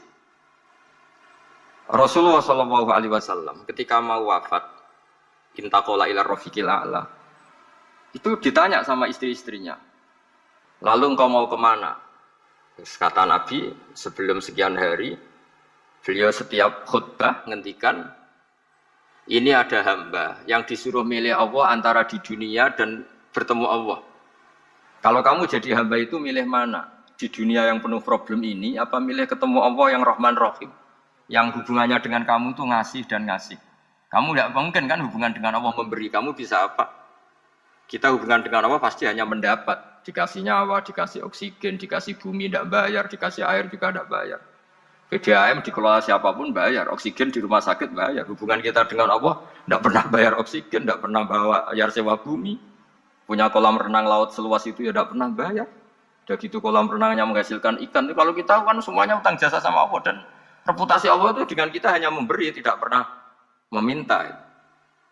Akhirnya hubungan-hubungan inilah yang menjadikan terus semua sahabat jawab, ya kalau kita jadi hamba itu pasti milik Allah lah. Jadi Nabi itu saking pinternya orang, supaya orang siap dengan keberangkatan beliau itu dibikin satu taksis, satu apa? Kalau orang Jawa bilang itu dikai persemon, dikai mukaddimah. Supaya orang-orang itu siap kalau Nabi ngendikan. Kalau kamu seorang hamba disuruh ketemu Allah sama hidup di dunia yang fana ini milih mana? Ya milih ketemu Allah. Ketika akhirnya Rasulullah wafat, ternyata orang itu adalah Rasulullah. Ya akhirnya sahabat bilang, ya iyalah masa dengan kita sama Allah milih ketemu kita, pasti milih ketemu Allah. Nah, sholat itu mi'rajul mukmin. Sholat itu adalah cara seperti itu. Kita manja dengan Allah meskipun dengan segala problem ketika itidal kita tetap memaklumatkan Rabbana lakal hamdu mil'us samawati wa mil'ul ardi wa mil'u ma syi'ta min syai'in ba'du. Engkau zat yang selalu layak dipuji di langit maupun di bumi. Dan langit bumi ini karena terbatas masih ditambahi wa mil'u ma syi'ta min syai'in ba'du.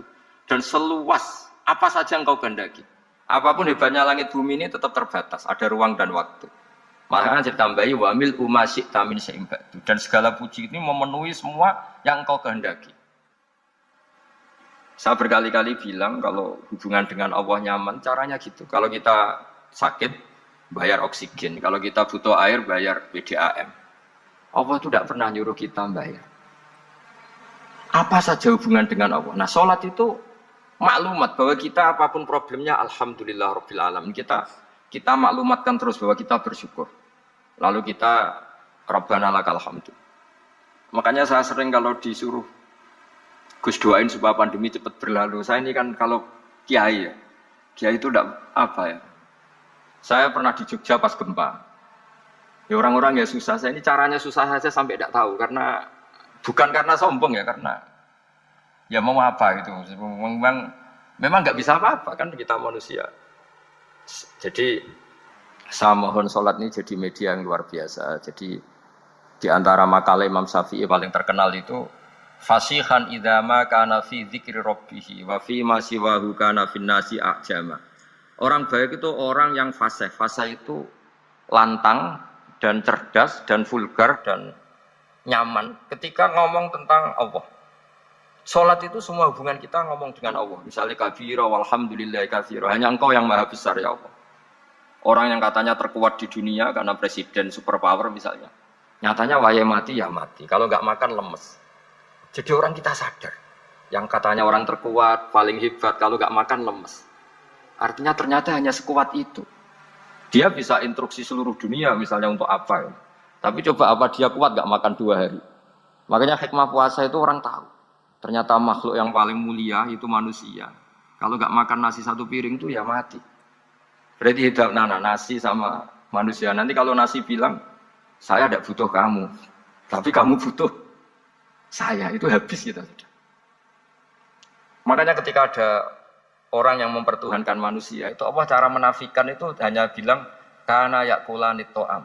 Yang kamu tuhankan itu makan. Hanya makan itu kalau dia tidak makan lemes.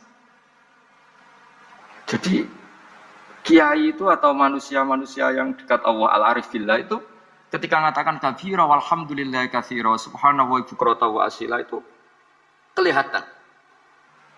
Makanya Quran kalau mencibir kita, falola in kuntum ghaira madirin tarji'unaha in kuntum shadiqin. Kalau kamu merasa dikjaya, mbok jangan mati, mbok jangan tua. Sudahlah hidup terus. Dikjaya kok mati gak keren. Orang top kok mati itu gak keren. Jadi apa cara gojlek tuh ya sudahlah kalau kamu hebat jangan mati katanya. Nah, salat tuh mengingatkan itu terus. Sampai kita bilang inna sholati wa nusuki wa mahyaya wa mamati lillahi rabbil alamin. Gusti, saat ini saya ikrarkan hidupku, matiku, semuanya terserah Engkau. Nah, lagi-lagi tadi, ketika kita bilang cincin ini lebih kuat ketimbang kertas, Anda salah. Karena itu hanya secara materi. Kuat tidaknya terserah yang mengendalikan. Karena saya punya rencana menghancurkan cincin ini, besok mau saya lebur, sementara saya mau ngabadikan kertas ini. Nah, disinilah terus kita diajari misalnya di surat Yasin yang populer, Allah itu siapa? Allah itu subhanalladzi biyadihi malakutu kulli syai'in, yang mengendalikan semua sesuatu. Makanya sholat itu menjadi penting. Saya sendiri termasuk orang yang jarang imami ya, saya selalu jadi makmum. Jadi andekan Mas Zakaria di sini saya juga makmum. Cuma keren saya kayaknya meskipun saya makmum. Karena saya kalau makmum itu bisa ingat Allah terus. Kalau imam itu enggak jaga image. Karena malu kan. Misalnya di masjid kementerian terus sholatnya kok cepet nanti dikira enggak ustadz betulan itu. Kalau mau lama ternyata banyak urusan jadi banyak berpikir gitu. Tapi alhamdulillah ini barokahnya ngaji terus apa ya? Ya hasilnya mi'raj itu ya sholat itu. Sholat ini spesial karena tadi saya bayangkan itu di surga gak ada sholat itu ya terus wopo itu gak asik kan. Itu kalau Imam Ghazali itu membarter kita itu begini. Kalau kamu bangga di kasrotin nisa pasangan kamu banyak, itu ayam lebih kuat ketimbang Anda karena satu hari 1 jam bisa berapa kali. Kalau Anda bangga bisa makan itu kerbau itu makannya lebih banyak. Nah kalau Anda bangga atas pengaruh itu tawon itu Ratu tawon itu pengaruhnya lebih besar ketimbang Anda. Dia diam di rumah tapi anak buahnya loyalnya kayak gitu. Artinya kalau manusia bangga itu apa? Ya dengan sholat tadi ini karena satu ibadah yang enggak tertandingi oleh makhluk yang lain. Apalagi dalam sholat itu ada semua gerakan yang mewakili semua ibadahnya malaikat. Malaikat itu ada yang ibadahnya berdiri terus, ada yang rukuk terus, ada yang sujud terus. Dan sholat itu mewakili semua itu. Juga mewakili sosial, karena setelah sholat kita bilang Assalamualaikum warahmatullahi wabarakatuh. Bahwa keselamatan ada di kanan dan kiri. Nah, oke ya, itu sakralnya mi'raj. Tapi di balik mi'raj itu ada hal-hal yang manusiawi. Dan ini yang terjadi di dunia. Ketika Rasulullah melangkai makamnya Nabi Musa, makam itu status. Ranking kalau dalam bahasa Indonesia itu. Kalau bahasa Indonesia itu ribet, makam itu kuburan.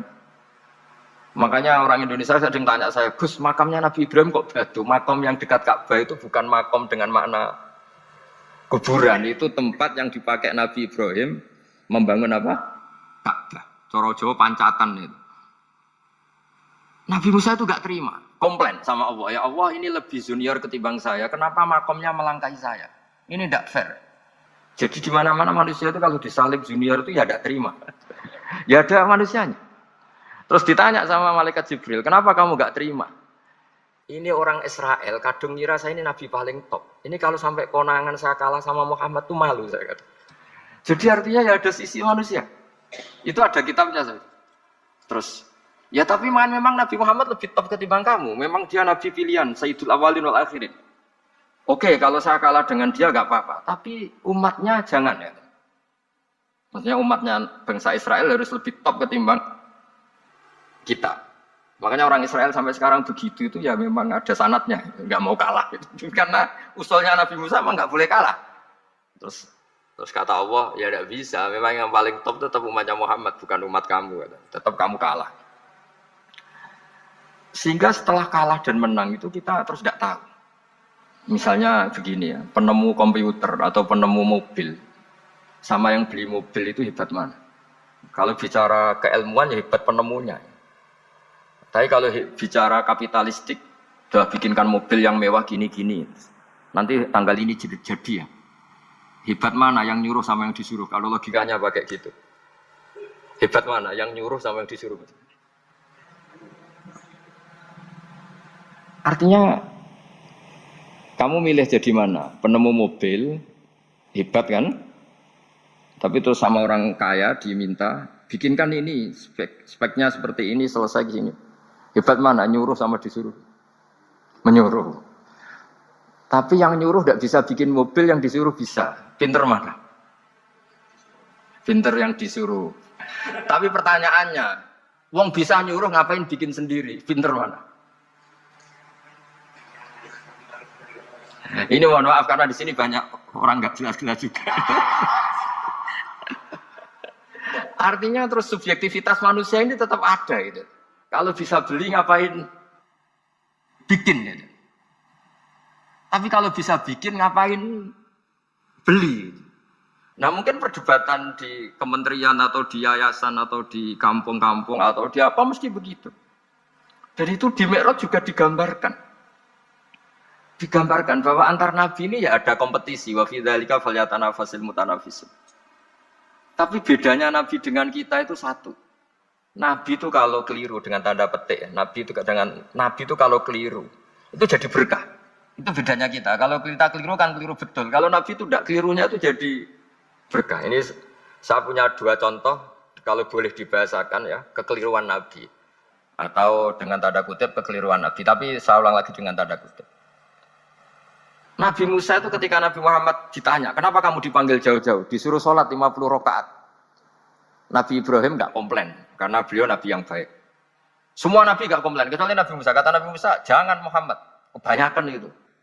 Bilang ke Allah supaya didiskon. Nabi kembali sama Allah, ya sudah tak kurangi 5. Turun lagi, masih berapa? 45. Masih kurang. Itu sampai 9 kali, akhirnya terkurangi berapa? 45 rakaat. Itu Nabi Musa masih bilang, udah minta lagi keringanan. Itu kalau diruti nggak jadi sholat kan? Nah, kalau satu lagi kan masih terus hilang gitu kewajiban sholat.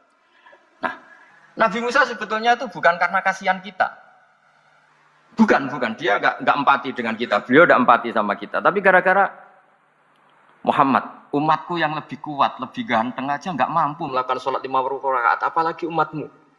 Dia memang orang Israel kan ganteng-ganteng, kuat-kuat, jadi dia pede. Umatku yang lebih keren, lebih ganteng saja gak kuat, apalagi umatmu. Jadi sebetulnya dia minta keringanan itu karena corong Jawa ngeprekno kita, menyepelekan kita bahwa makanya saya ingin memberitahu Nabi Musa kalau ada umatnya Rasulullah yang namanya Sayyid Ali Zainal Abidin yang satu hari sholat 1000 rakaat. Jadi nanti kalau ketemu Nabi Musa, ini 50 aja, ini kuatnya malah 1000. Nah akhirnya tapi barokahnya Nabi Musa yang sentimen ini, sholat gak jadi 50 tapi 5. Itu bedanya Nabi sama kita. Ada contoh yang lebih ekstrim, kelirunya Nabi itu Nabi Yunus. Nabi Yunus, tapi keliru yang barokah, saya ulang lagi. Nabi Yunus itu memaklumatkan ke masyarakatnya, nanti itu kalau kamu tidak nurut sama saya ada adab. Anggap saja adab itu hari Kamis. Besok hari apa ini? Besok hari Kamis ya? Besok hari apa? Lupa hari ya.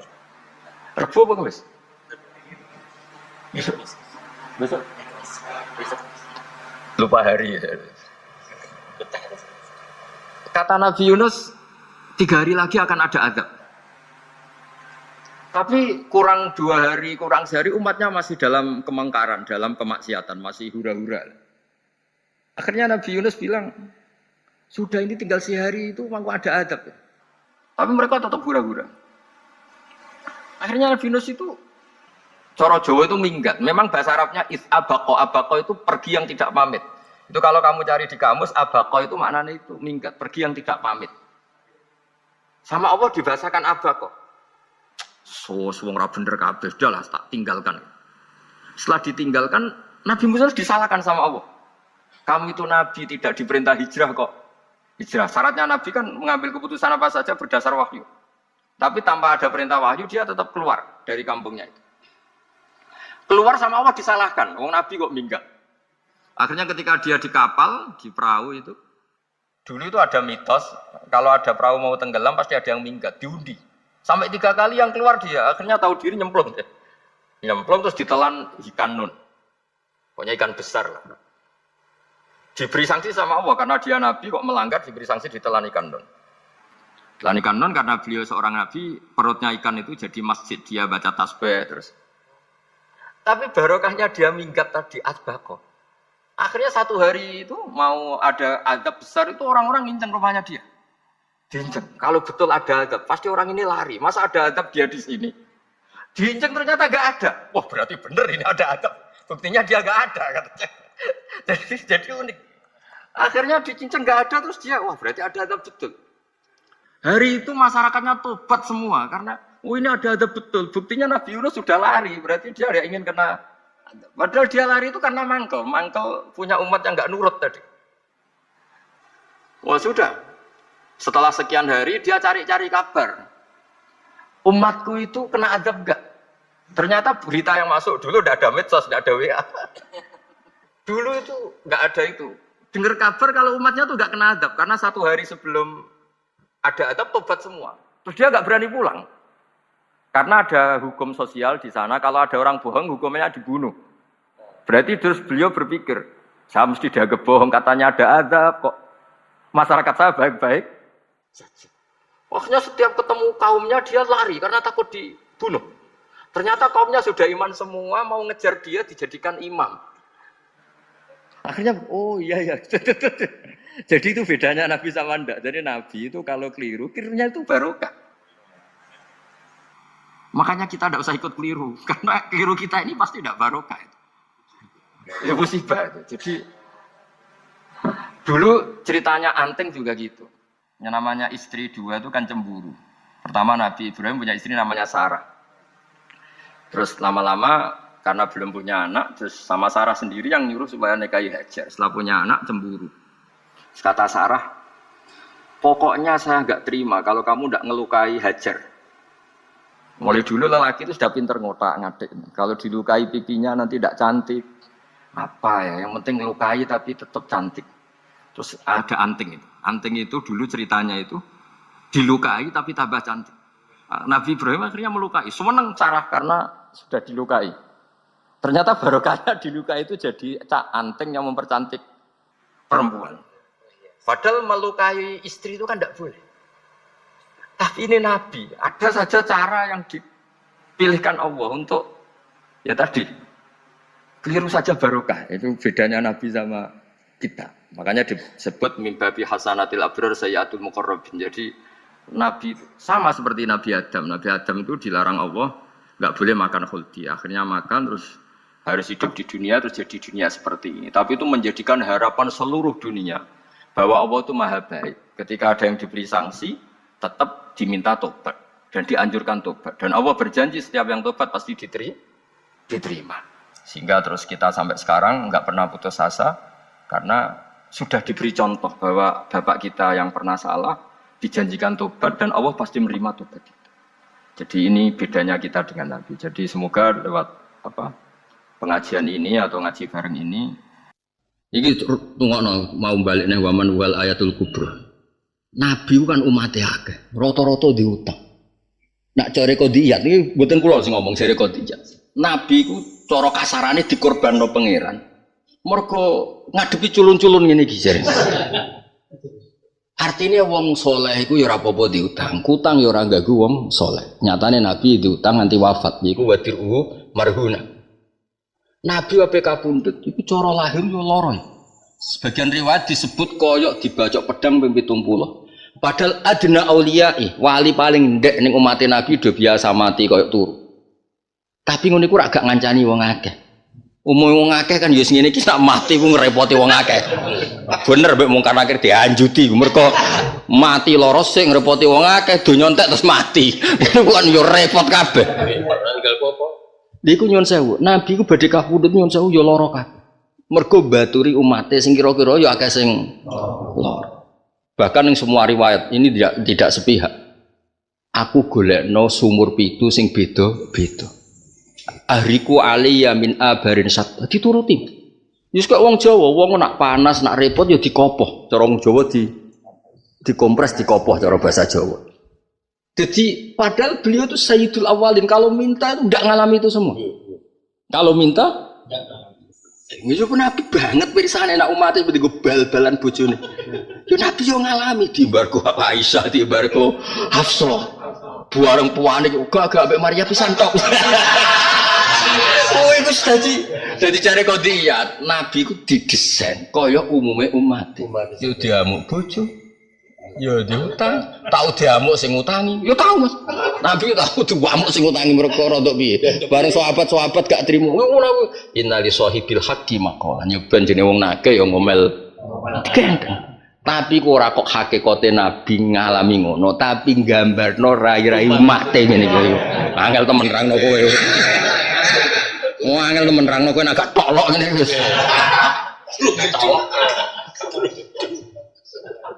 Jadi kabeh sing dialami Nabi iku mergo nganggo ukuran umum. Nah iku terus diceritakno Ihya wasairu bisairi du'afa iku daruratul anbiya wal auliya wal ulama. Jadi dakwah nganggo ukuran umum iku ukuran kebanyakan dan nabi-nabi dipaksa Allah harus melakukan itu. Umumnya wong seneng wong wedok, Nabi yang ngendikan wa hubbi ilm dunya aku maktibu wanisa. Bedane Nabi selamat nak kowe ya mbah. Tapi nak senenge iku padha, cobane ya padha. Tapi ora usah ditapekno ya pokoke ngono. Pokoknya ngono. Aduh aku ya. Gak dhisik ndi ya kecoba dhuwit wong wedok iki jauh dhisik ndi? Dhisik ndi mi kecoba wong wedok dhuwit dhisik ndi? Gak nak kowe wani kecoba kena kiri wani kecoba wedok. Misale ra dhuwit blas wani wedok. Rawani dhisik ndi? Gak. Sing ngalami ini. Dhisik ndi? Apa maksudnya ra dhuwit lah tetep sahabat. Wah.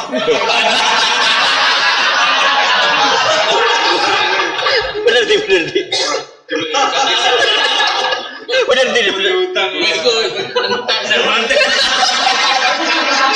Bener di. Itu donat tak kok donat. Dhisik di.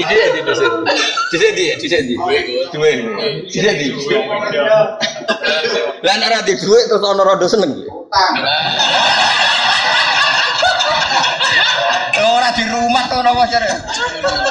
Dhisik di gimana? Harta cara Rangga Warsita ya, Rangga Warsita ya, harta, tahta. Urutane piye cara Rangga Warsita? Harta, duit Gus. Duit. Itu maju duit. Musyawarah itu bisa. Sembah. Wis melok-melok. Wong saleh-saleh aja melok-melok. Jadi kabeh iku coba. Nyatane ngene Mas, ada orang yang enggak kecoba wedok. Nyatane ujub itu bisa menghancurkan semuanya. Mulane Nabi nak ngendikan yo unik. Lagi jagani wong akeh cara qotiyat. Umpama kira dosa, laula anakku niku dawuh Kanjeng Nabi, umpama kira dosa, kowe di penyakit sing luwih ngeri timbang dosa. Napa niku Nabi ujub? Artinya semuanya itu dikurang. Hasud yang ngono. Nabi itu nggih maklumi ya yang hasud. Ora hasud piye misale iki mondok bareng Toha, pinter kowe sing ranking yo kowe. Kowe keamanan yo tau nyekel dekne. Terus dekne dadi kiai, kowe dadi maklar ning pasar ngono ae misale. Kan yo wajib hasud kan. Wajib. Lha iya lho misale gurumu Quran ning pondok terus dadi wong biasa ke dipek mantu terus ngegang ning Madiun ngono kan yo. Terus diundang bupati nyucup ke dibolak-balik. Ya cara wis ngerti kertumu kan yo wajib hasud kan. Lha niku Nabi yo maklumi wong hasud. Jong hasud ya ora apa-apa, tapi aja wujudno, ya gremeng ae. Idza hasadta fala tabghi. Hasud yo hasud, jong tapi aja wujud. Misale ngene, ana cah elek pancen gantuk wong wayu. Padahal ora pati dhuwit, kan iku mesti hasud. Mestine waku, mesti kan ngono pikiranmu. Ya tapi terus ora usah mbok lintrik ben pegatan ya ora usah ngono. Hasude wis gremeng ae ora usah provokasi. Iya, iku Nabi maklum. Jong kena hasud, idza hasadta fala tabghi. Sing penting ora mbok wujudno. Lah kok ora hasud yo ngrai ngene kok ngiyai. Misal kan yo takokno kancane, takokno gurune, takokno sing kasus kabeh kan. Menang bejo. Utawa ngene. Lah iya kan menang bejo mbek. Jadi Nabi itu koyo apa? Barang-barang salah wis dikelola. Barang salah. Di mana? Idza hasadta fala tabghi. Terus kowe nak ndek watak suudon, Jong, aja terusno. Fala tatabba iku zamane kena ndek watak suudon, yo aja terus mbok goleki datane. Wong suudon kok golek data, wong suudon iku wis haram kok malah mbok golekno data. Misale Mas yo, Toha kok mlirik MC tenan terus mbok goleki data WA-ne. Ora usah ngono le dul. Suudon ya suudon ae. Tapi fala tu hakik iku cara Jawa aja mbok golekno data, mbok golekno data ya akehane lho. Rai-rai ngene. Coba cek HP-ne. Yo cete yo macam-macam. Ora enggak data bisa. Lho tenan iki kisah nyata ya, iki gak bohongan. Ana kiai rodok hasud. Ambek kiai biasa lah, kiai kan hasud ambek kiai mosok bakul es kan. Lho tenan iki kisah nyata. Nggih. Lha iku lapor aku ya. Padahal perjalanan rene 2 jam. Numpak mobil pribadi 2 jam moro narukan. Tok ngene jam 4. Tenang Gus, khotbah itu jelas rasa, nggak kok sakit. Mboten maca selawat, wah kurang rukun. Aku yang mendingan, kelompok mosok lah wonten khotbah, enggak sama selesai. Iku kemungkinannya loro, jenengan pengawas idol, maksudnya penyeleksi calon khotib, atau jenengan pakar hasud, aku namanya hasud, pakar hasud. Lah kok sakit Gus? Lah mereka aku wong soleh, aku kena Jumatan, ora tau ngrungokno khotib, teko seling pangeran. Selali aku khotib ngomong apa ya ora. Iku aku wis Aku tanya, mergo aku terus istighraq villa. Dadi wong sak rohku nak ning desaku iku ya nak sing wali istighraq villa, nak sing ra wali turu aku mending ngono. Dadi ora kober, ora salah khotib yo. Dadi nak nganti ora salah tahqiq ngono iku nak jenengan ora tukang seleksi, ya tukang pakar hasil dan iku nyata. Kula cek lho tenang. Lah terus bar takok wis dene tahqiq jarene ora maca selawat. Ku cara jenengan wajib baleni to ora? Ya aku yo mending ngene nak pancen nyata ya ora wajib. Lah kok saged seksine kowe tok, seksi wong hasud ku fasik kaya ngono. Aku yo meneng ngono. Syahadatul fasik la tuqbal. Ayo meneng ngono. Kowe kudu golek kanca perhasutan. Lah anak kancamu akeh fasik kabeh lah jamun azim yo tak tampa. Bagus. Jenengan tak takoki tenan kok guyon. Aku yang mending ngene. Guyon niku ana sanate Nabi tau guyon. Nak hasud ora tau. Nabi ku jelas wayam zakhu wala yaqulu illa haqqan. Sanate guyon ku jek ono. Tapi nak hasud gak tahu Nabi ku hasud. Wah langsung pucet kabeh. Bate ning kiai latihan ngadepi kiai tenan. Mungkin latihan, boyo takok ngono mbek kiai sing padha ora tenanane kan seru apa? Maksudnya seru terus, ayo goleki wong iki. Oh, kalau kiai padha latihane kan terus dadi berita seru apa? Oh, ambek kiai tenan. Kiai tenan wis Allah wa billah wa fillah kabeh iku pertimbangane Allah billah billah ora ngefek. Juga aku diceritani musuh tahu. Indonesia ini gimana wis gini. Indonesia itu ya bagian saka kerajaane Allah. Ya kabeh terserah Allah kok ribet. Langsung ngene. Wong kabeh apa bar pancen mulai dhisik donya wae Allah mangsane. Wae mbah apa bener.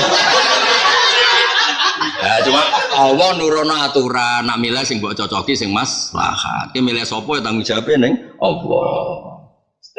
Ora nintim sukses cara fikih tanggung jawabe milih sapa bener ta orane ning Allah. Sing jelas sing karuan niku Allah iku seneng damai wasulhu khair. Bangsa pahpoh koyo kowe iku Allah ora pati seneng. Jute tak delok daftar wali kowe rong mlebu. Cadangan lho urung ngomong. Inden ae durung ngomong.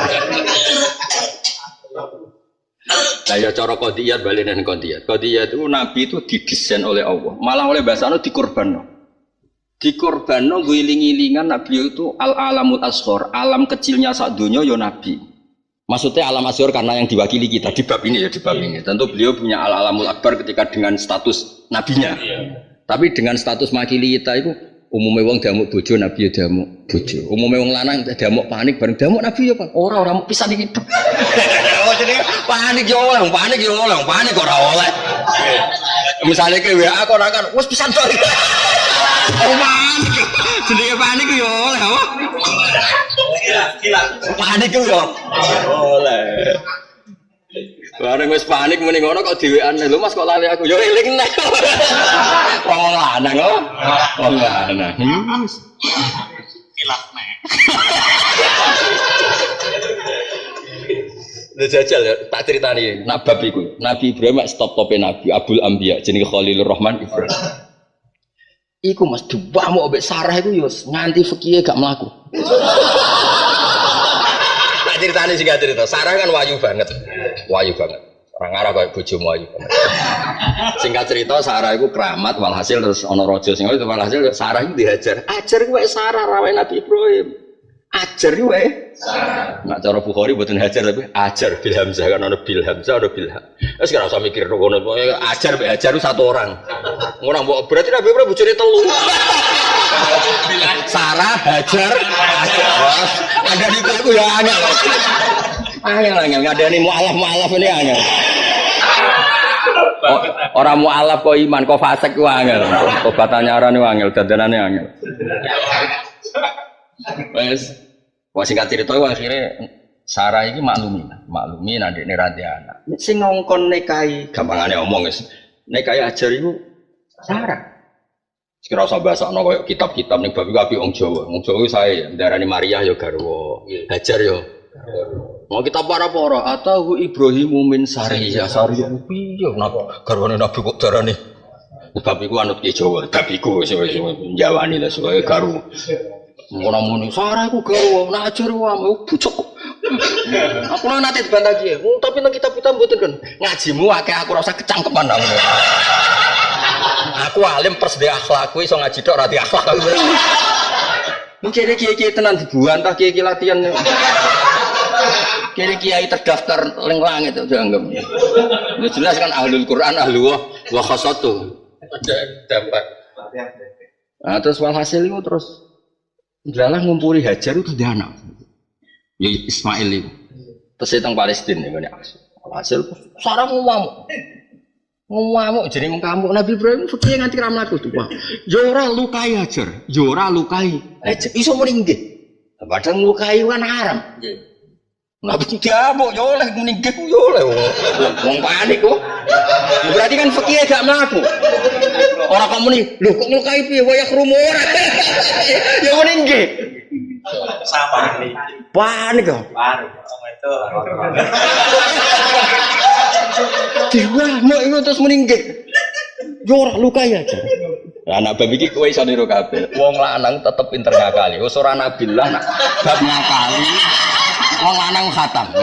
Ora nabi, ora kiai, pokoke nak bab ngakali wong lanang khatam. Wong kula di kanca Mas seneng cah wedok ning HP-ne ditulis setan.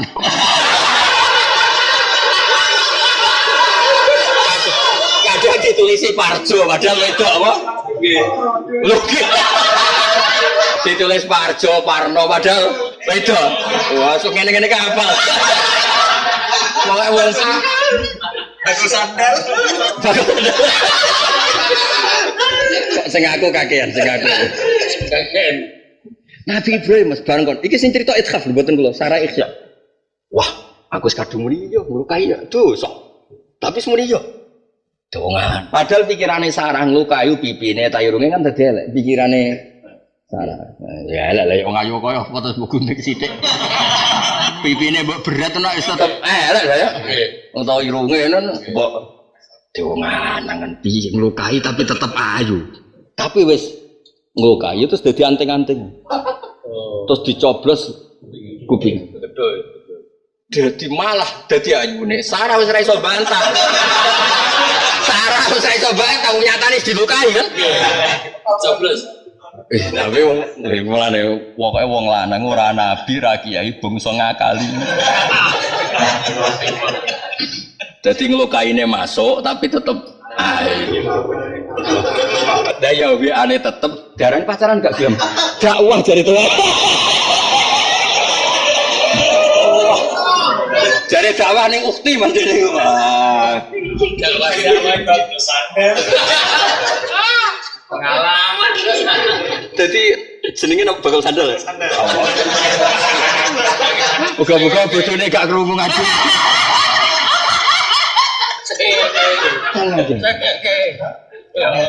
Jadi intinya Gus, nak wong lanang itu soleh ya soleh, nak panik ya kalah, tapi akalnya tetep betul.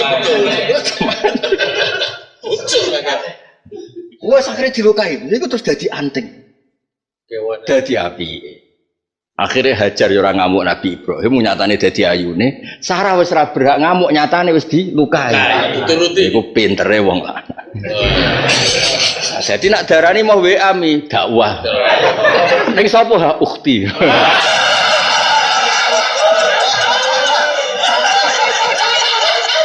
Orang tidak kegiring. Ya, tapi kabeh cek liya bluakum ayukum. Malah, ayo coba. Aduh.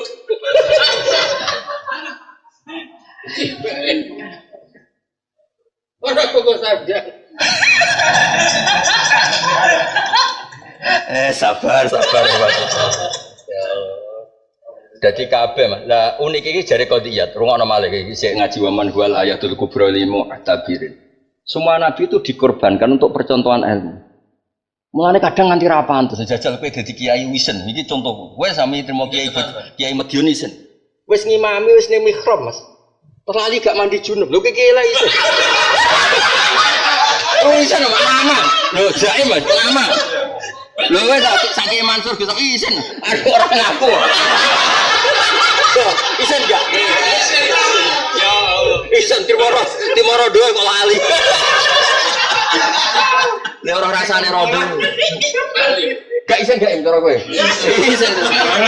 Wis yang masjid, wis yang mihrab. Lha iku nabi tenang. Nyuwun sewu nabi tenang mau ngendikan makan aku. Kowe ning Nabi Kodur mandi junub terus balik. Aku mau junub lali, cung saiki aku hadis. Artinya ngene, Nabi ku nggo nyontoni, apapun malu Anda, hak itu di atas segala. Hak di atas segala. Duh, tapi sing dikorban Allah ya Nabi ini ngalami. Ora kok mau Bilal kon ngalami kok Nabi sing umumno iku ora yo. Ya Nabi masih ngalami iku. Piye lagi iku? Gak kira-kira umatnya umumnya si imam-imam masjid jamek sing bayaran. Ayo, milih ngaku tak milih ngaku aja. Milih ngaku kan? Enggak urusan duit pengiran gampang kok istighfar. Pertama imam-imam bayaran ya. Milih sini lagi. Milih terus ya. Oh, mulai terus sama lagi. Wes aku misalnya pidato pas junub terus atau ora? Terus not, terus isen ya mas.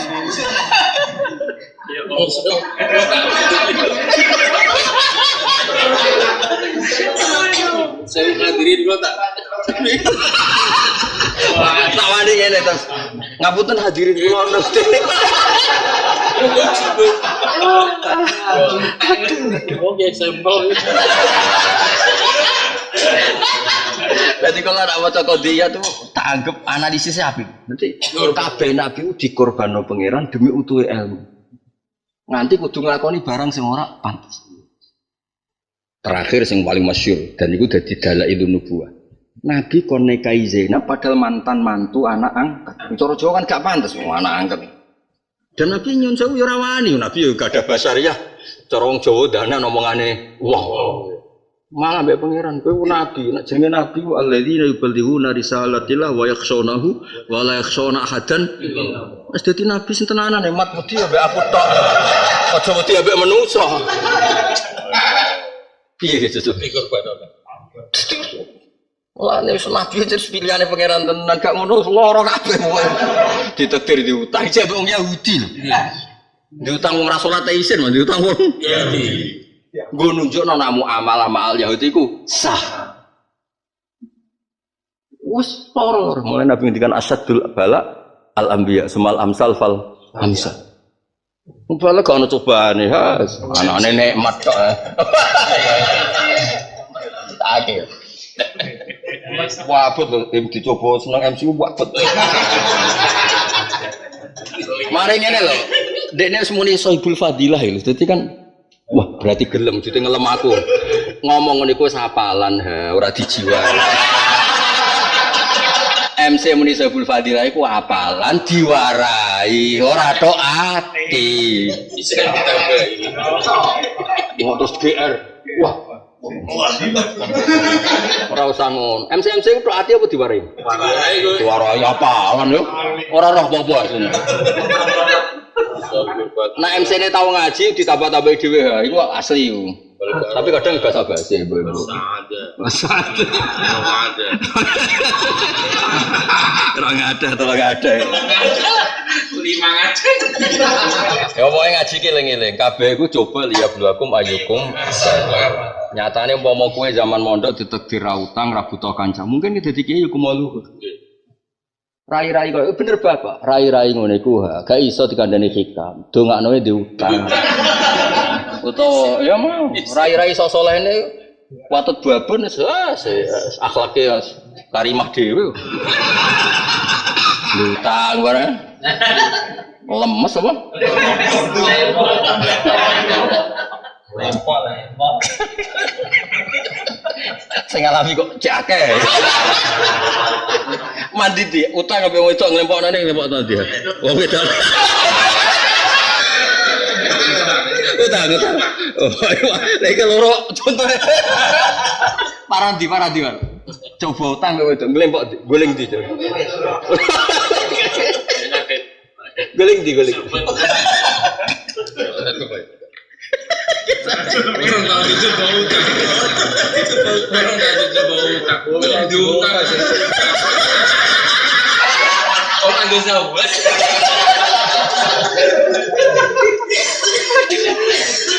Pengiran makhluk gini ya. Iki ya coba lihat aku mau Sapi mau pokoknya berkurdan mantep. Pokoknya lama ada awal dain dari to'ati ya bi akromir rusli. Pokoknya kunna akromal. Jadi apa lo sih tau ya? Kunna akromal umam. Ya kunna akromal umam. Pokoknya ketemu mungkar nakir ker sopo hati itu sopo. Kunna akromal umam. Akromal umam jumlah bener apa? Orang pantes oh. Akromal umam jadi hanjuti. Orang pantes.